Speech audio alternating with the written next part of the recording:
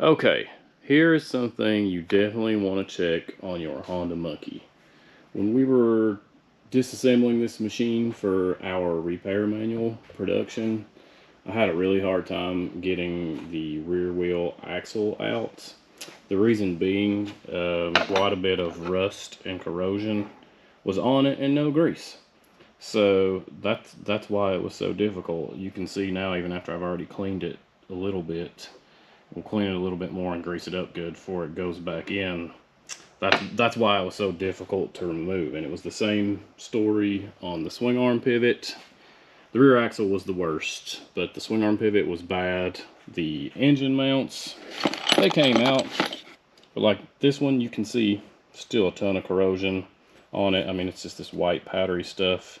Can't hurt to pull these things out, clean them, grease them. Should you need to remove them in the future, it will be much easier. They will come right out like they're supposed to. The front axle here, it wasn't rusted, but it didn't have really any grease on it. The steering stem bearings, they were fine.